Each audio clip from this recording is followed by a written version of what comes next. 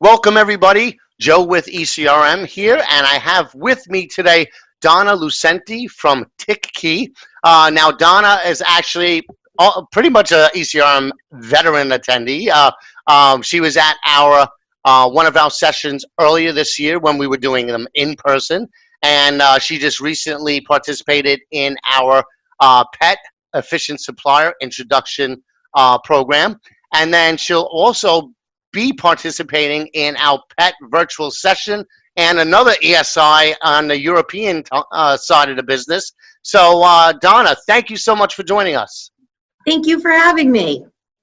So, I want to get into what your experience was like at the ESI, but before we do that, can you give everybody an overview of your company and the products? Sure. So we manufacture a tick removal device. It's a complete USA-made item. It's made out of a high-strength anodized aluminum. Everything that we use to anodize is a green substance. The product is designed to go over a tick. You simply slide across the skin, flush. It'll remove it head and all, and it will also attach to a key ring. One of the things with improper tick removal is that if you're pinching, poking, prodding, twisting, suffocating, you traumatize the tick. And when they're traumatized, they're going to expel their stomach contents back into the host. When that happens, if a tick has disease and has not already started to spread, it will spread during removal. And our product is designed to work on people and pets, goes on a key ring or a pet's collar, and is at a reasonable price compared to what it would cost to have to go and have it professionally removed. Awesome. I love products like that where it's just, it says what it does and it's so simple. It kind of explains itself. Like, you automatically get it, and Yes. and that's such a great thing to have. And you're distributed around the world, correct? We are. We're in 18 different countries. The product does what it says it's supposed to do. We're endorsed by the American Canine Association as well as the International Canine Association. So we've really built brand recognition since we started.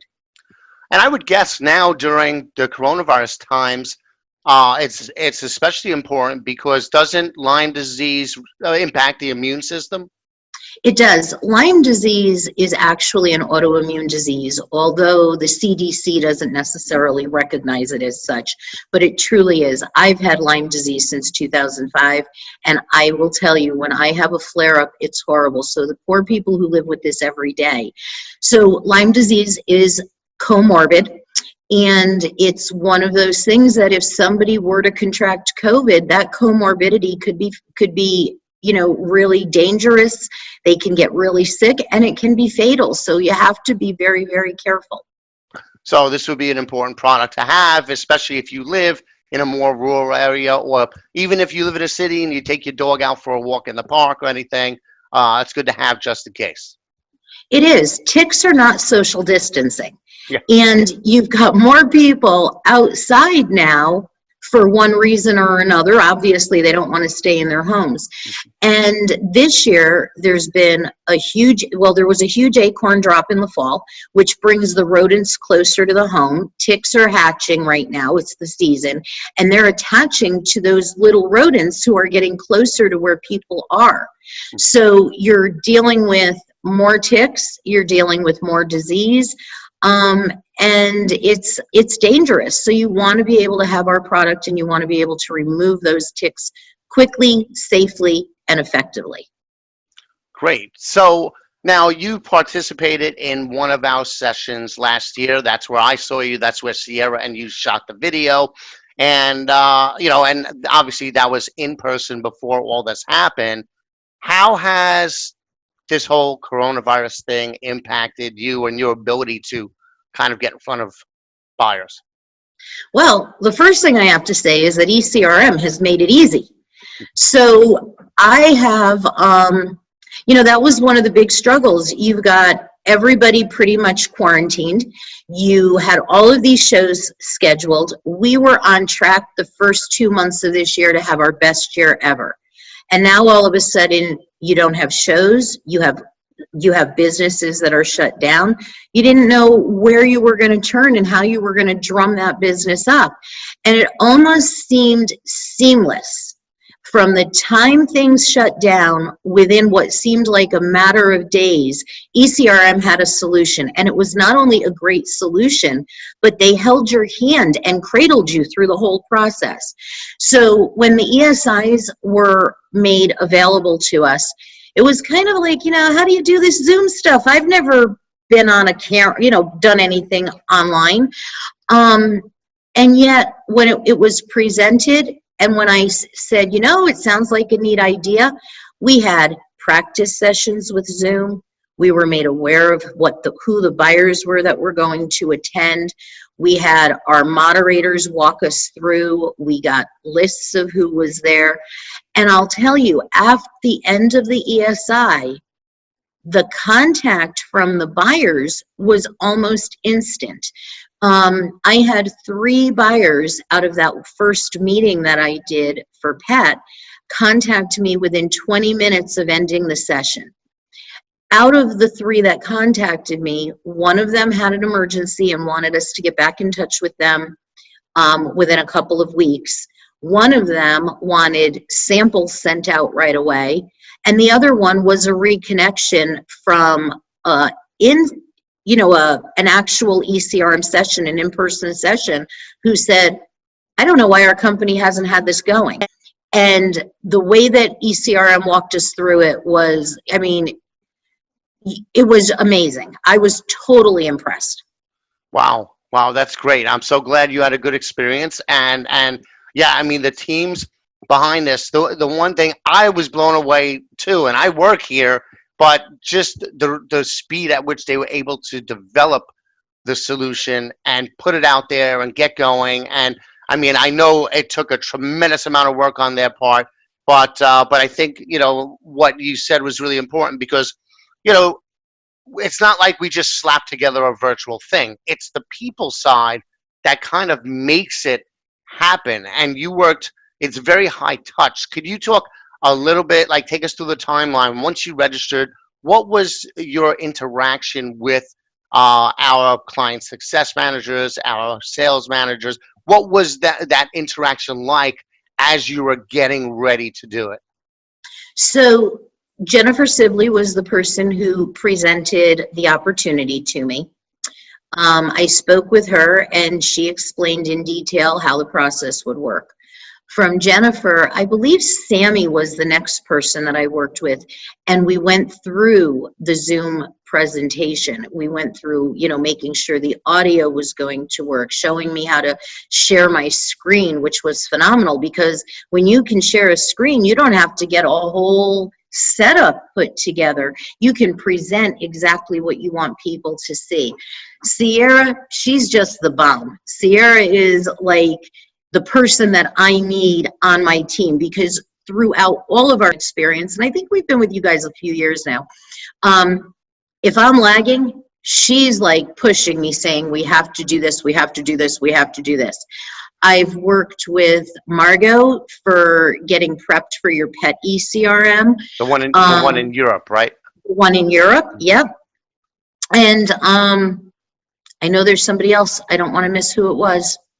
And Stephanie, yes. So everybody has, first, they set up that meeting time. They get you on, they're not just walking you through it. They are on a Zoom presentation with you so that you totally grasp it and they can see you. And if something's not working, they're telling you where to go. So the tech support is so one-on-one. There's no way that you cannot get it right. That's awesome. And especially for someone who doesn't have experience using the tools and doing those types of presentations, it's good to make sure that all of the I's are dotted and T's are crossed and that you got everything, you're confident in doing it.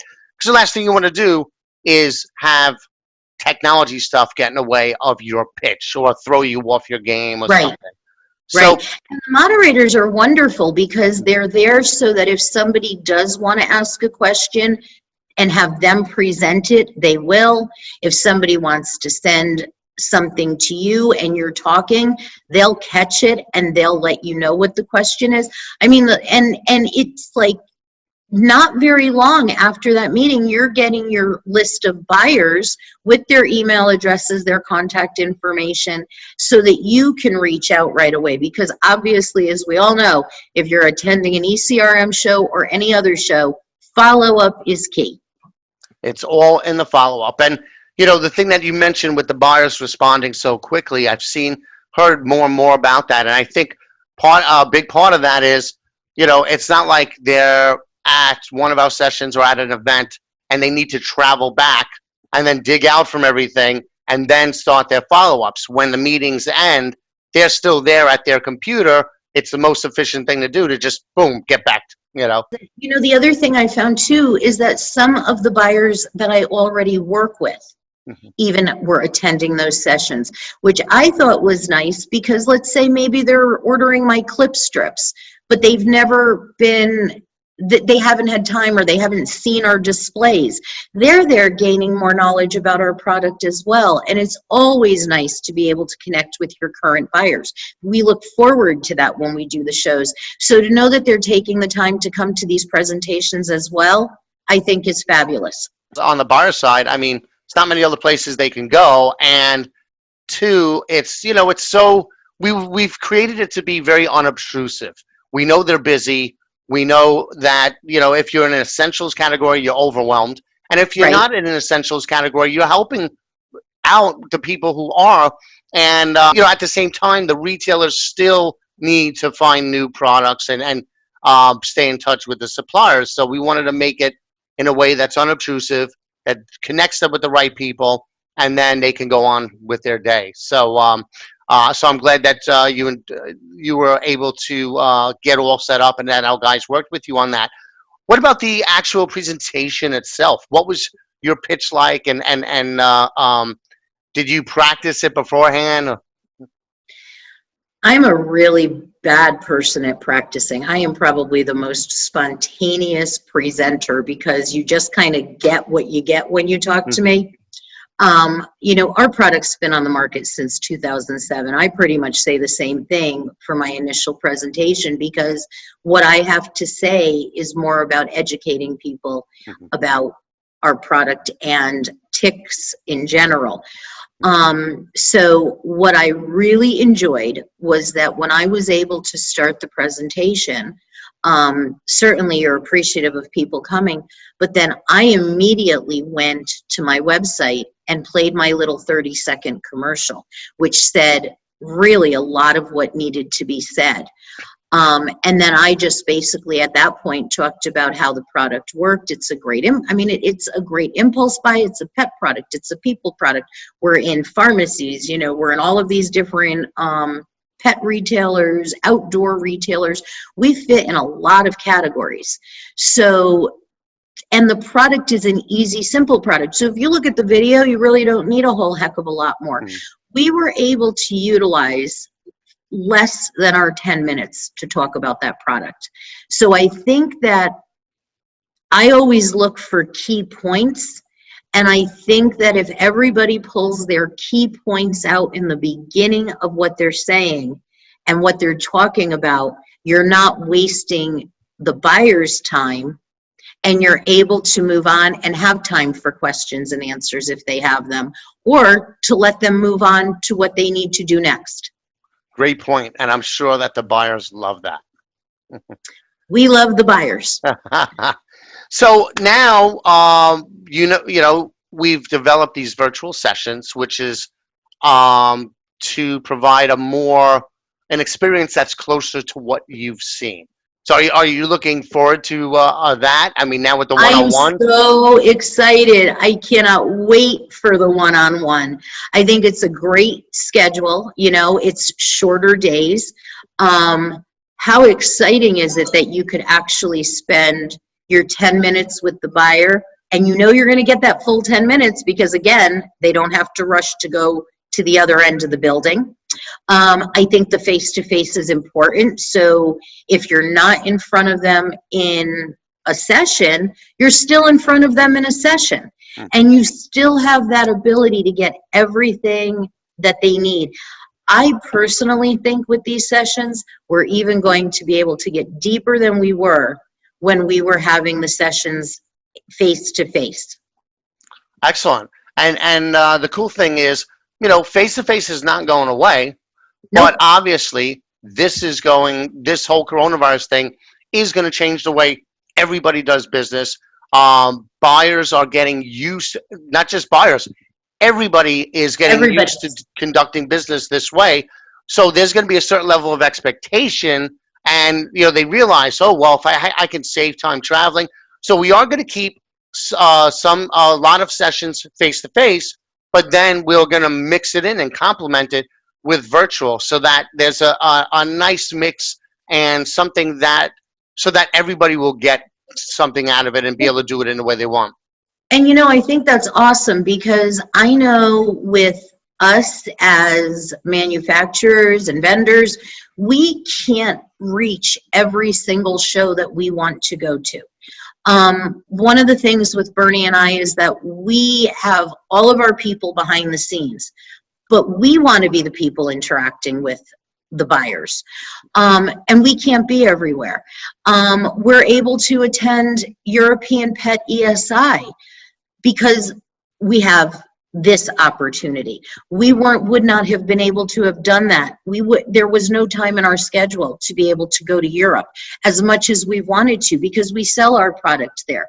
How amazing is it that we can actually be in front of those buyers, and maybe even some that we sell to that we've never been able to meet with an opportunity like this? How many buyers maybe can't reach every show that they want to go to? And it's because their schedules are so jam-packed. And then you've always got to make that balance of, leaving family. Sure, it's fun to get out there. I mean, ECRM puts on a magnificent, feast and entertainment session. You can't beat it. It's second to none. But this opportunity, I think, to some degree is going to be normal, maybe at a different level, but you guys were on it. I mean, there is nobody in this league that was on it like ECRM was.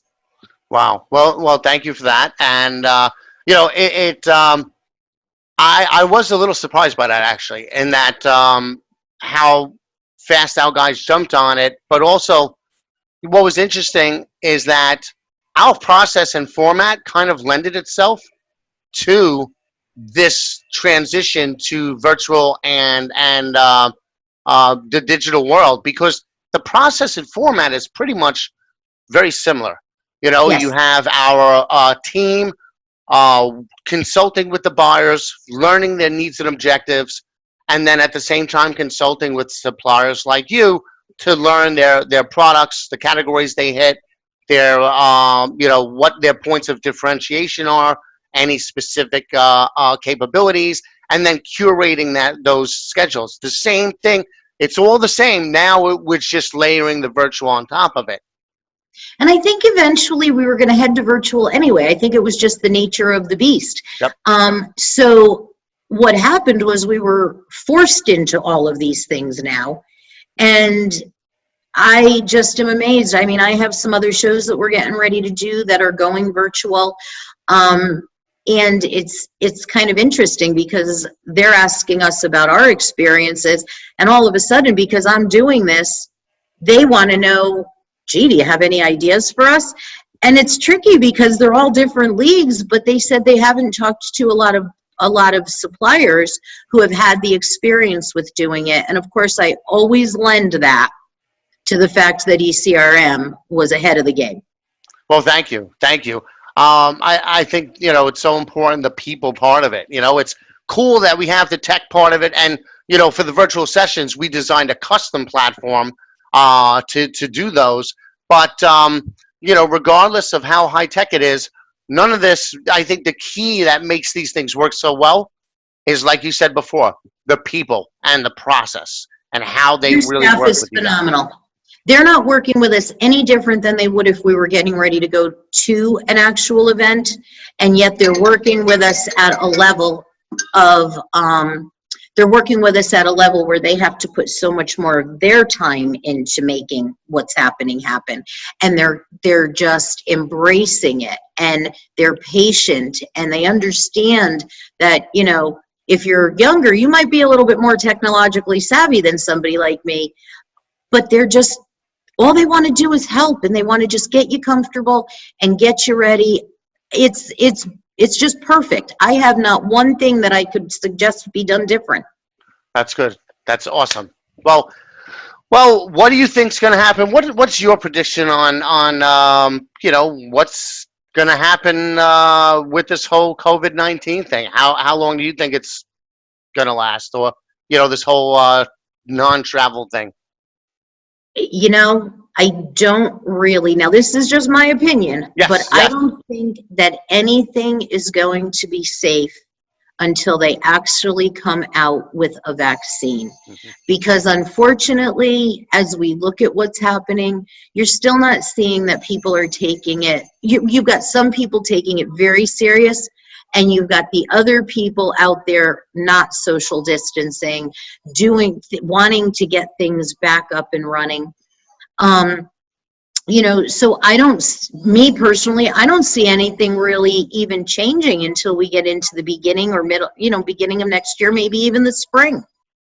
I agree. I mean, just from what I've seen here, I mean, New York they were a little slow to get started, but once we started doing the social distancing, we did a really good job of it, and then we just all screwed up this past weekend. I mean, I went It happens outside in Connecticut too. everywhere. I mean, I went out by my neighborhood. There's a strip of bars and restaurants on Saturday evening, and it looked like Mardi Gras. There was so many people, so many more people than on a typical non-pandemic night. And they were all, because the bars and restaurants are allowed to do cocktails for takeout. Well, they're supposed to do takeout and bring it home. But no, they were just wandering the streets, and some people didn't have masks on. So I think the whole country collectively on this past Saturday said, "Screw it, I'm just going to enjoy it," you know. But before then, we've been doing good, as you've seen. New York's, you know, the levels are going down, but everywhere else in the country, it's a lot of other places, it's ticking up. And as long as there's a chance that it's still floating out there, I don't think anyone's going to want to be that first one to catch it again, or start that Right, second wave. and then you know, you have to worry about it morphing. You know, you don't know what else is coming. You don't know how it's going to change. You don't know anything. Yeah. We had 12 days of decline with what was happening with cases.